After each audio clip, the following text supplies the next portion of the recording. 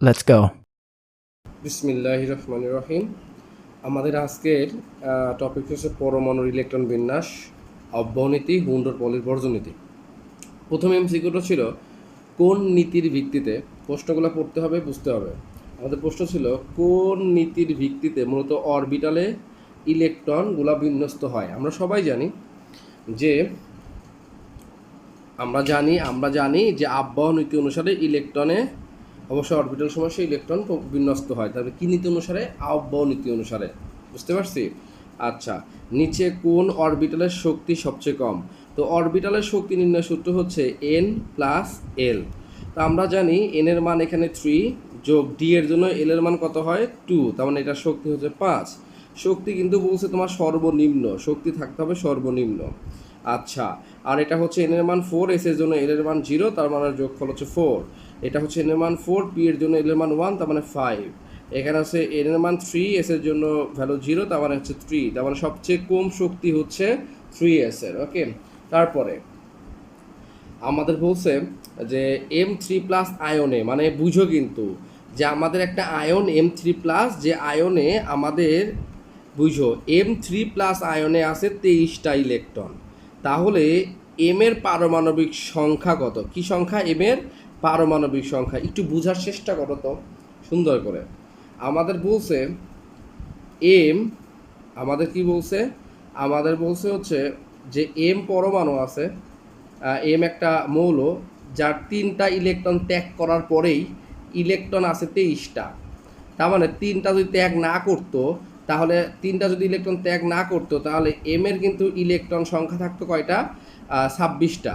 তার মানে এখন কোনো আর চার্জ নাই। 3টা ত্যাগ করার পর 23টা, ত্যাগ না করলে 26টা, তার মানে ওর প্রোটন সংখ্যা, পারমাণবিক সংখ্যা আমাদের হচ্ছে এম এর কত? 26। আশা করি বুঝতে পারছো তোমরা। ইলেকট্রন বিন্যাসের সাধারণ নিয়মের ব্যতিক্রম কোথায় দেখা যায়? আসলে জেনারেলি আমরা যদি বলি ব্যতিক্রমগুলো কোথায় হয়, তাহলে একটু শোনো। ডি এর পাওয়ারটা কোনো কারণে 8 বা 9 আসছে, তাহলে ও 4s থেকে ইলেকট্রন টান দিয়ে ফুলফিল হবে। এই ক্ষেত্রে আবার ডি এর পাওয়ার যদি কোনো কারণে 4 বা 3 হয়, তাহলে সে এস এর উপর থেকে ইলেকট্রন, 4s থেকে ইলেকট্রন টান দেয়। আচ্ছা, ঠিক আছে। তাহলে ব্যতিক্রম কারা দেখাবে? যেমন কোবাল্টের, যেহেতু আয়রনের 26, আমরা এখন রেড কালার যাই, যেহেতু আয়রনের কত রে শোনা? আয়রনের 26, তার মানে ওর 3d6 আছে, তার মানে ও ব্যতিক্রম দেখাবে না। আচ্ছা, ক্রোমিয়ামের কত? ক্রোমিয়ামের হচ্ছে 24। ক্রোমিয়ামের 24 মানে ওর 3ডির ভিতরে আছে 4টা, তাহলে কিন্তু 4s² থাকা সত্ত্বেও এখান থেকে টান দিয়ে হাফ ফিল করবে, তার মানে ওই ব্যতিক্রম দেখাবে। তাহলে আমাদের কে ব্যতিক্রম দেখাবে? ক্রোমিয়াম। আমরা এটা তো বুঝতে পারছি। আচ্ছা, তারপরে এবার 5 নাম্বার কোশ্চেন। ক্রোমিয়ামের পরমাণুতে কয়টি বেজোড় বা অযুগ্ম ইলেকট্রন আছে? পরমাণুতে ক্রোমিয়ামের কত রে শোনা? ক্রোমিয়ামের 24 না? তাহলে অবশ্যই আমরা জানি আর্গন পর্যন্ত কত শেষ রে শোনা? 18 শেষ। তাহলে 4s², আর 3d কত? কত শোনা? 3d হচ্ছে 4। তো সবাই যেটা ভুল করে সেটা আমরা ভুল করব না। আমরা জানি ও ব্যতিক্রম ইলেকট্রন বিন্যাস মানে 4s 1 হয়ে, আর 3d কত হবে বলো তো? 5। তাহলে দেখো তো আমাদের ডিকে আবার কয় ভাগে ভাগ করা যায়? ডিকে আবার 5 ভাগে ভাগ করা যায় না? ডিকে আবার কয় ভাগে ভাগ করা যায় বলো তো? ডিকে আবার 5 ভাগে ভাগ করা যায়। তো ডিকে যেহেতু 5 ভাগে ভাগ করা যায় এবং 5টা ইলেকট্রন আছে, এ একটা ইলেকট্রন, এ একটা ইলেকট্রন, এ একটা, এ একটা, এ একটা, তাহলে এই 5টাই বিজোড় কিন্তু। তাহলে এখানে 5টা বিজোড় আর 4s এর পরে একটা বিজোড়, মোট 6টা বিজোড় ইলেকট্রন আছে। তাহলে ঘোড়া নাম্বার কারেক্ট অ্যান্সার, 6টা বিজোড় ইলেকট্রন আছে। 6 নাম্বারটা, নিচে কোন পরমাণু ডি অরবিটালে, বুঝো কিন্তু কোশ্চেন করছে, ডি অরবিটালে ইলেকট্রন আছে?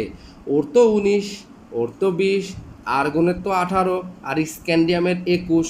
তার মানে স্ক্যান্ডিয়ামের আর্গন পর্যন্ত 18টা যাওয়ার পরে 4s এর পর স্কোয়ার দিয়া 3dর পর 1 হবে, তাহলে ডিতে ইলেকট্রন আছে স্ক্যান্ডিয়ামে। কোন অরবিটালে ইলেকট্রন ঘনত্ব সবচেয়ে বেশি? ইলেকট্রন ঘনত্ব সবচেয়ে বেশি, এটা সহজ বলি। ইলেকট্রন ঘনত্ব যদি বলে, যার n+l এর মানটা সবচেয়ে কম, সে হচ্ছে আমাদের হচ্ছে ইলেকট্রন ঘনত্ব সবচেয়ে বেশি। দেখো ওর কিন্তু n+l এর ভ্যালু যদি বের করি তাহলে 1-এ বের হবে। ওর কিন্তু বের হবে 2 যোগ 1 মানে 3। ওর কিন্তু বের হবে 2, আর এস এর জন্য এল এর মান 0, কারণ n+l দিয়ে বের করতেছি 2। ওর কিন্তু 3, তাহলে সবচেয়ে ছোট n+l কার? 1s এ, তাহলে 1s এর ইলেকট্রন ঘনত্ব সবচেয়ে বেশি। নিচে পারমাণবিক সংখ্যাযুক্ত মৌলের কোনটি পি ব্লক ভুক্ত বলছে? আমাদের নিচে পারমাণবিক সংখ্যাযুক্ত মৌলের কোনটি পি ব্লক, মানে পি ব্লক ভুক্ত, পিতে আছে আর কি? 3 কার বলো তো? লিথিয়ামের, 11 কার বলো তো? 11 সোডিয়ামের, রাইট। তারপরে যদি প্রশ্ন করে তাহলে 33 কার, তাহলে 30। আর্সেনিকের কত বলো তো? 33। যদি বলে 43 কার, তাহলে হচ্ছে আমাদের 43 হচ্ছে আমাদের আমাদের হচ্ছে টেকনিটিয়াম। 43 হচ্ছে টেকনিটিয়াম, তার মানে আমাদের হচ্ছে টিসি, টেকনিটিয়াম। হ্যাঁ, ওকে। এখন প্রশ্ন হচ্ছে এটা হচ্ছে ডি ব্লক মৌল, আর আমাদের হচ্ছে আর্সেনিক হচ্ছে পি ব্লক মৌল, এটা পি ব্লক। সোডিয়াম আর এটা হচ্ছে এস ব্লক মৌল, আমরা জানি এস ব্লক মৌল।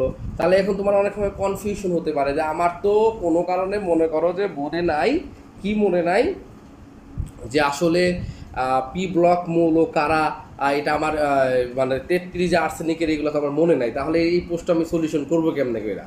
এটা আমরা শিওর যে দেখো একটু লক্ষ্য করো, প্রশ্ন বলছে নিচে কোন মৌলটি হুন্ডি নীতি প্রযোজ্য নয়। প্রথম কোশ্চেনের অ্যান্সার হচ্ছে এস ব্লকের জন্য প্রযোজ্য না। কিসের জন্য? এস ব্লকের জন্য কখনোই হবে না।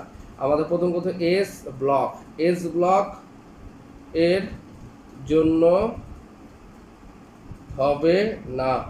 এস ব্লকের জন্য কি হবে না? কথা কি বুঝাইতে পারছি? এস ব্লকের জন্য হবে না। আচ্ছা, তারপরে হচ্ছে আমাদের হুন্ডের নীতি আসলে কি ছিল? প্রথমে একটি করে ইলেকট্রন যাবে, তারপর প্রাপ্য আর একটা যাবে। তাহলে আমাদের ক্রোমিয়াম কিন্তু ব্যতিক্রমী ইলেকট্রন বিন্যাস দেখায়, ব্যতিক্রমী। আর ব্যতিক্রমী মানে হচ্ছে এখানে হুন্ডের নীতি প্রযোজ্য হবে না। তাহলে অ্যান্সার হবে কি বলতো? ক্রোমিয়াম। আশা করি বুঝাইতে পারছি।